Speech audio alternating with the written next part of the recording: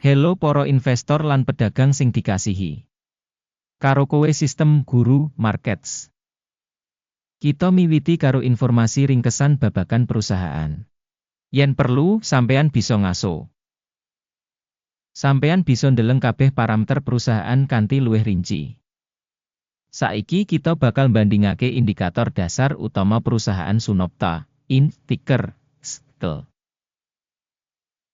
Review iki adhedhasar data wiwit 14 April 2025. Dening klasifikasi Guru Markets perusahaan Sunopta Inc. kalebu subkategori Semi-Finished Food, 39 organisasi melu pambiji, sing makili banget. Kita bakal weruh solusi pungkasan ing pungkasan video iki. Asil kanggo perusahaan ing pitakonan minangka nderek -5 saka 10 terms. Asil rata-rata kanggo subkategori punika 1,2 terms. Yen sampeyan katon banget jembar, ing kabeh pasar kita ing umum. Kita bisa nyatet yen skor rata-rata kanggo pasar saham AS minangka 1,9 poin. Marang skor -5 terms saka Sunopta Inc. Bandingake dinamika rega saham perusahaan Sunopta Inc. lan saham subkategori. Kita waca sing liwat 12 sasi enggo bareng perusahaan Sunopta Inc. nuduhake dinamika -37,6%. Marang dinamika rega kanggo subkategori 3,3%. Iki mesti ora ateges apa-apa, nanging sampeyan kudu njupuk catetan saka kasunyatan iki. Kapitalisasi pasar perusahaan Sunopta Inc. punika $46 miliar. Kapitalisasi pasar subkategori punika $241 miliar. Sunopta Inc. duwe bagian 0,191% lan minangka salah sawijining perusahaan cilik ing subkategori kasebut. Kapitalisasi neraca perusahaan kira-kira $14 miliar. Kanthi kapitalisasi subkategori $121 miliar.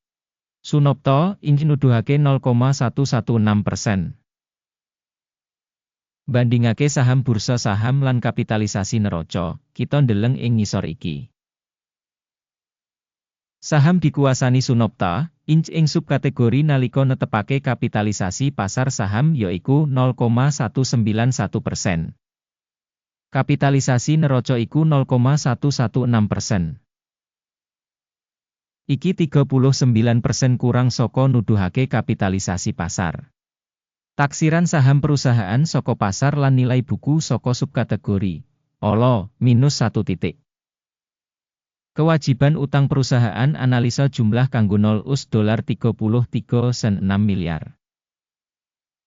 Utang kanggo nilai buku punika 240% saka usaha. Rating adhedhasar tingkat kewajiban utang perusahaan, ala banget, -2 poin. Imbangan rega pasar perusahaan kanggo laba yaiku 0. Rata-rata subkategori yaiku 19,6, sing luwih elek tinimbang rata-rata subkategori. Taksiran rega pasar perusahaan kanggo indikator media WI ing comparison karo perusahaan ing subkategori, banget ala -2 terms. Media WI kanggo pungkasan 12 sasi iki -$18 mayuta-yuta. Pangentukan mangsa kanggo sabanjur 12 sasi ora dingerteni. Lan iki ala banget kanggo rega perusahaan.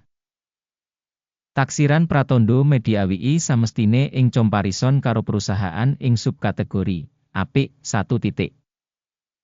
Rega perusahaan kanggo imbangan revenue punika 0,6. Rata-rata ing subkategori punika 1,4 lan iki 57% luwih murah tinimbang ing subkategori. Taksiran rega pasar kanggo indikator revenue dibandingake karo pratandha perusahaan ing subkategori apik 1 titik. Revenue kanggo pungkasan 12 sasi ana $720 mayuta-yuta. Revenue mangsa kanggo sabanjur 12 sasi ora dingerteni. Sing banget negatif kanggo prospek perusahaan.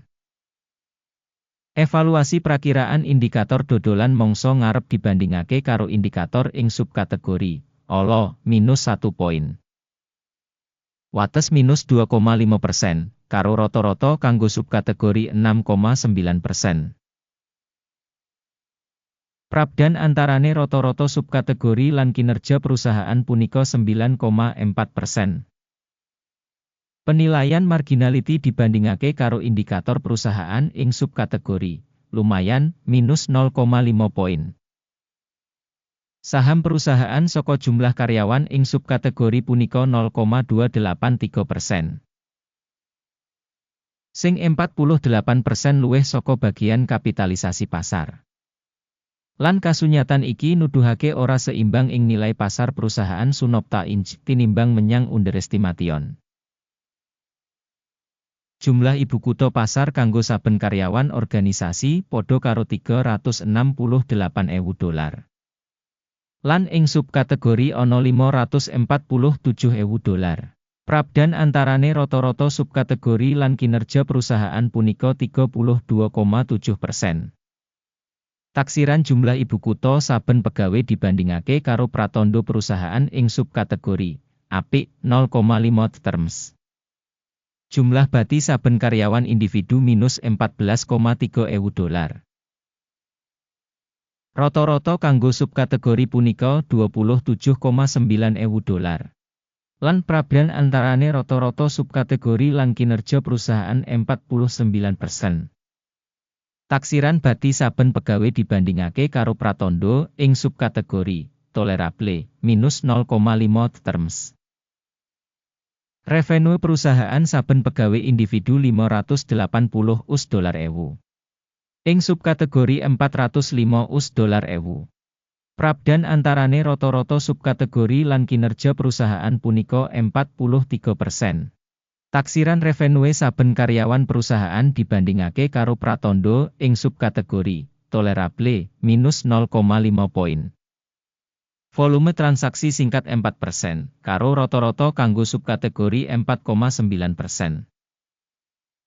Iki taksiran saka resiko remet singkat. Indikator resi 14 nuduhake tingkat 23% kanggo perusahaan Sunopta Inc. Kanggo subkategori, tingkat resi 14 kira-kira 50%. Duweni potensi makalah ing subkategori sing rega luwih dhuwur tinimbang sing saka Sunopta Inc. Rega saham nyata perusahaan yaiku kira-kira $3.93. Target rega konsensus kanggo saham perusahaan kira-kira $10.18. Prabdan antarane rega nyata lan ramalan konsensus kira-kira 159%. Ayo kang katon ing tabel pesenan, kasedhiya kanggo sampeyan, link ing komentar pinned. Tabel pesenan ngemot pancen kabeh pancasan digawe mangsa iki dening sistem bantuan guru markets. Akses menyang meja supaya free lan free, link ing komentar pinned. Adhedhasar evaluasi sekuritase perusahaan Sunopta Inc. Sistem penilaian informasi lan referensi guru markets kaputusan digawe. Bisa didol kanggo $3.92 us. Pesenan buka amarga perusahaan duweni rating sing relatif kurang. Pambiji perusahaan digawe nggunakake metode penilaian indeks AKIM. Jupuk kauntungan disetel ing 3,38. Mandeg mundut disetel ing 4,46. Yen pesenan ora ditutup kanthi jupuk bati utawa mandeg mundut. Ing kasus iki, pesenan didandani kanthi otomatis adhedhasar asil sesi tanggal 14 Mei 2025. Utawa ing dina kerja pungkasan sadurunge tanggal sing ditemtokake. Ticker bakal dadi pesenan tuku utama. Video ing urutan utama wis diterbitake ing saluran iki. Nalika nutup salah siji pesenan, dasar utawa wawas. Urutan kapindo tetep ing tingkat saiki. Matur nuwun kanthi sanget kanggo kabeh wong kanggo nonton video iki lan gunakake sistem bantuan saka Guru Markets. Sampeyan kabeh pamirsa sing paling apik ing saindenging jagat.